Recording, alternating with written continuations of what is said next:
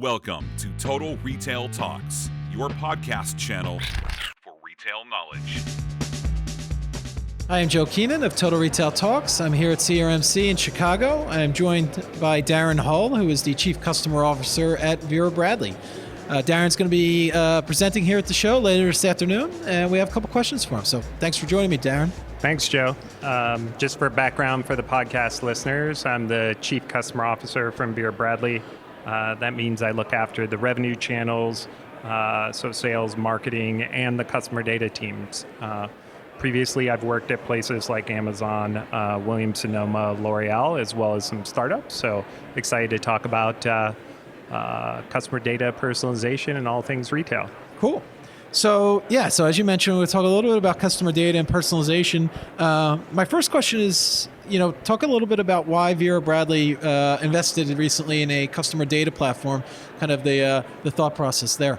So I joined Vera Bradley a little less than a year ago, and where I focus my time with Vera Bradley is not in just having customer data, but in how to democratize that customer data across the organization and into the hands of the high quality teams both internally and in the field.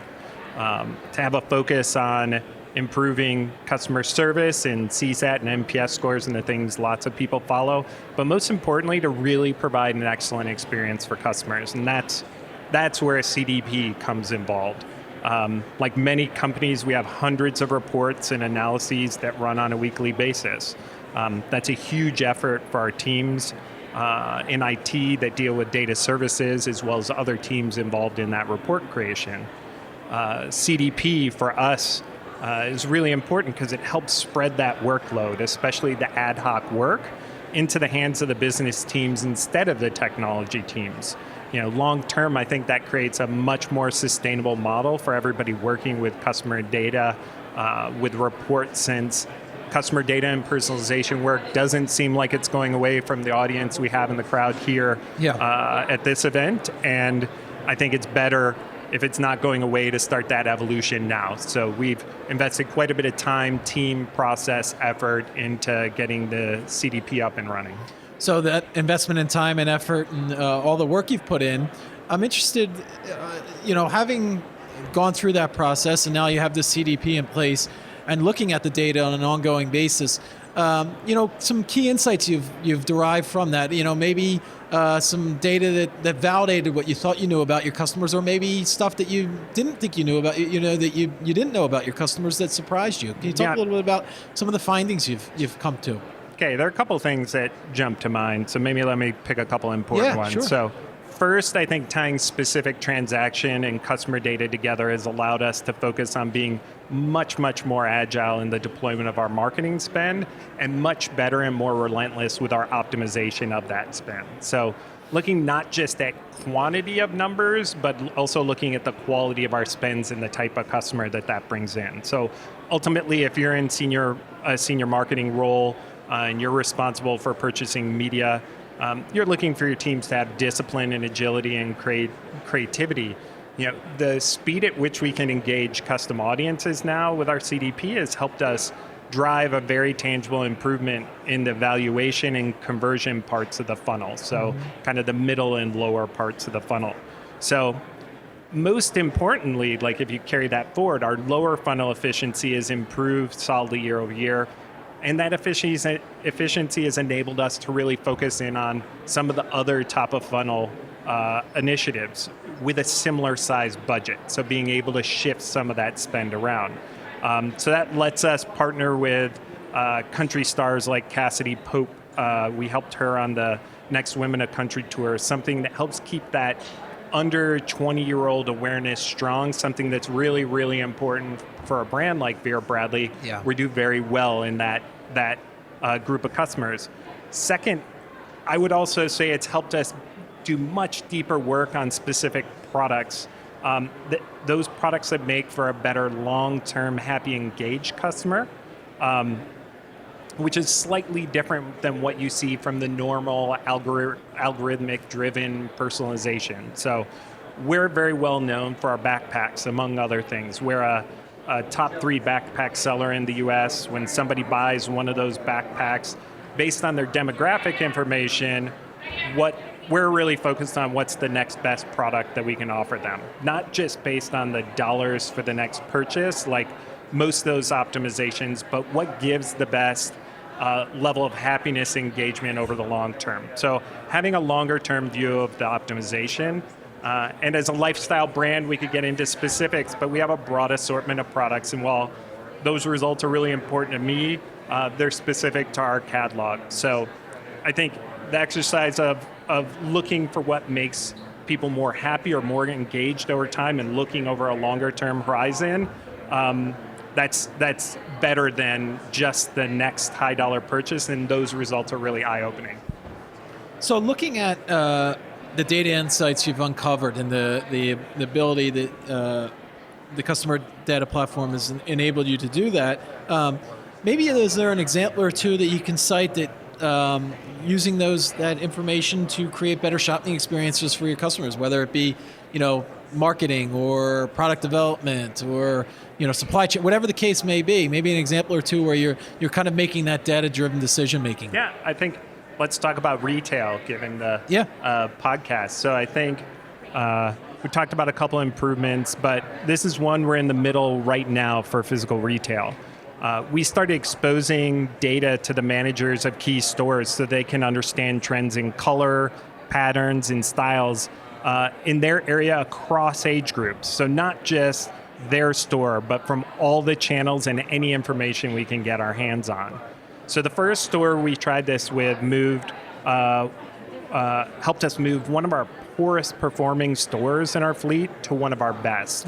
And that was due to some significant re-merchandising and customer re-engagement efforts, not only in that store, but in the community that they sit in. And that type of work is really exciting. I talked about democratizing data, and I personally believe the best way to improve customer experience is to inform the people who actually touch customers directly, that actually engage with customers. So put yourself in your shoes, provide them with the critical information that they can to make changes in the business, and that's how you make the great shopping experience, because in the end, personalization is personal. Mm-hmm. You mentioned the retail stores, one channel, so obviously online as well. Can you talk about the organizational challenges that Vera Bradley has faced in trying to create that seamless experience across these different channels and at scale, as you mentioned? And then the second part to that is, okay, these challenges we've faced, what solutions are you putting in place to try to address them? Yeah, so I've helped a couple organizations go to this move of more customer-centric omni-channel experiences at scale. And I'd say there are really two main challenges that almost every organization runs into pretty quickly. And they both have to do with unification. So the real obvious one is unification of data. So most big organizations have a core business that grew up around one primary channel.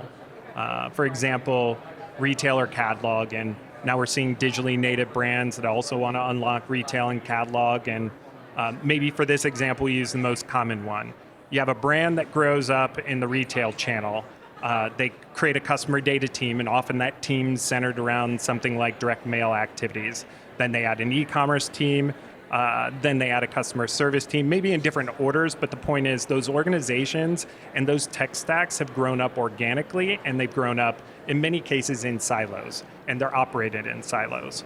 So the first big challenge becomes unifying those silos of data by putting the customer at the center. So how do you set the goal of looking at all the interactions in a channel agnostic way with the customer at the center of that?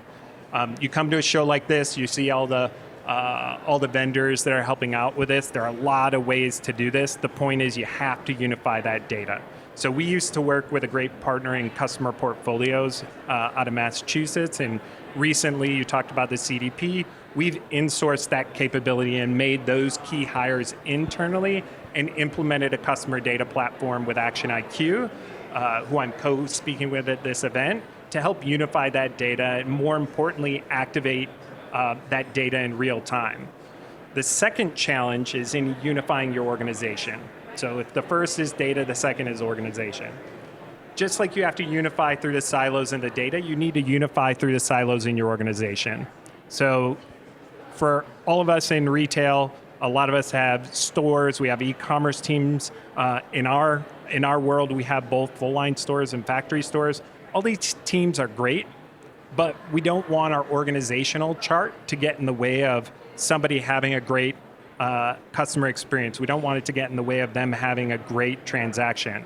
And that requires some real changes to the organization to align people around channels that people engage in, around omni-channel initiatives, around focus on the customer journey, be it acquisition or growth or retention, or very simple transactions that happen every day, like returns, exchanges, shipping a product that's not coming out of the warehouse. So that customer centricity requires unifying the organization around it to make it successful. And we've made some significant changes in our marketing orgs, our creative orgs, our customer data teams, and hired a lot of specialists around it that work with data, that do graphic design, so we can support this different way of work. Yeah. With the understanding that this is an ongoing process, obviously, but to date, what are the business benefits that Vera Bradley has realized as it undergoes this transformation, becoming a data-centric, customer-centric organization that is operating in multiple channels? Yeah, this is super fresh for me because yesterday we had our Q1 earnings call, and on that call I mentioned two really key benefits. So one is happier customers. I think that's super important for anybody who works in customer experience. So Vera Bradley was always very focused on customer service.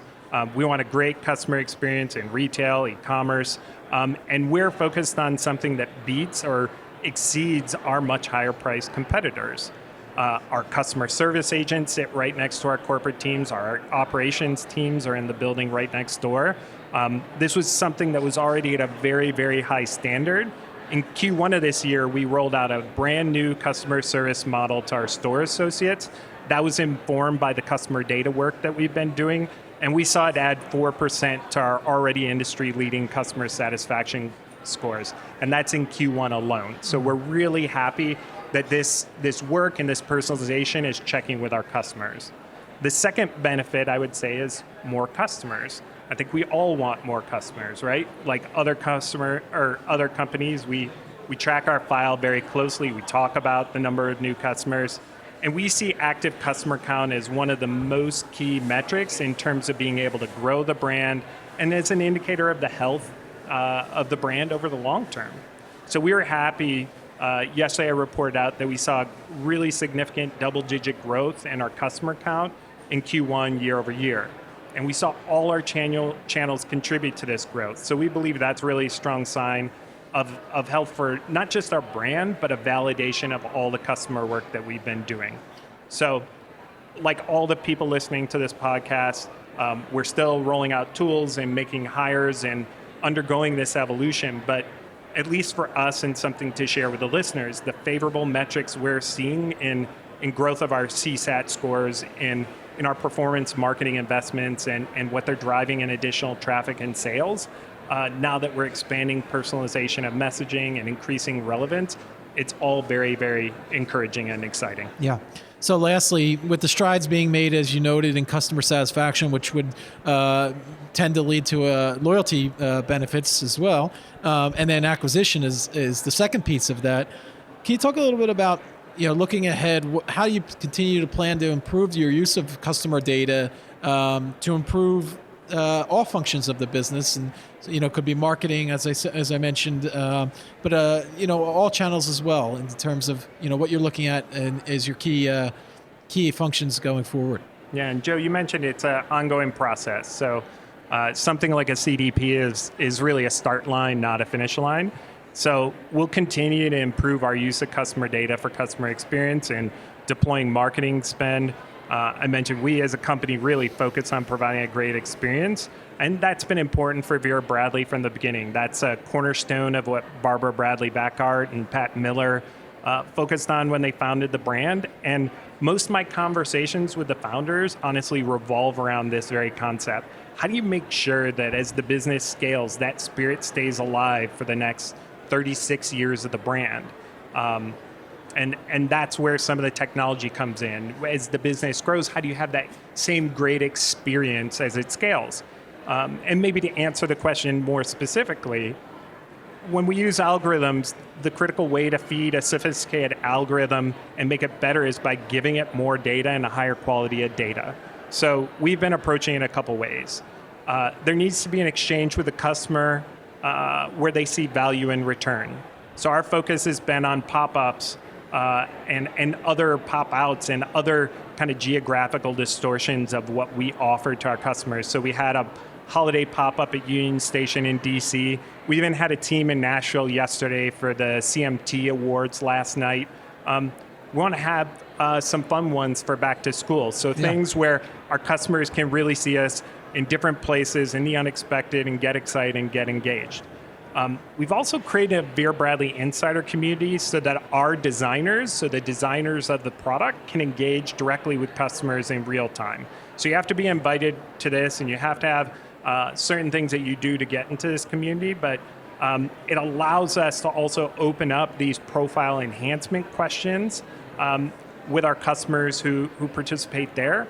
We also do this profile enhancement with our community initiatives, from the small store level events like, we're going to have an exercise class at one of our stores, all the way to our big ones like our annual outlet sale, like Blessings in a Backpack, or this week we did our Vera Bradley Golf Classic, which raised over $1 million for breast cancer research at Indiana University. Customers in these situations are willing to provide additional data, but they need to feel like they're part of something bigger than the product or bigger than the brand.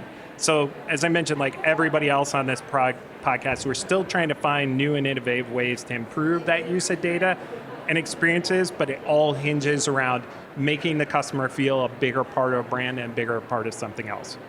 Great. Well, you certainly have your work cut out for you, but you're well on your way and making good progress. So I want to thank Daren Hull of Vera Bradley for joining me today at CRMC. Thanks. Yeah. Thanks, everybody, and thanks for listening. Please check out our podcast channel page, mytotalretail.com/podcasts for show notes. Total Retail Talks is available on Apple Podcasts, Google Play, Spotify, Stitcher, and TuneIn. But make sure to subscribe on our podcast channel page as well. Also, please take the time to rate and review this podcast. Thanks, and I look forward to you joining us on the next episode of Total Retail Talks.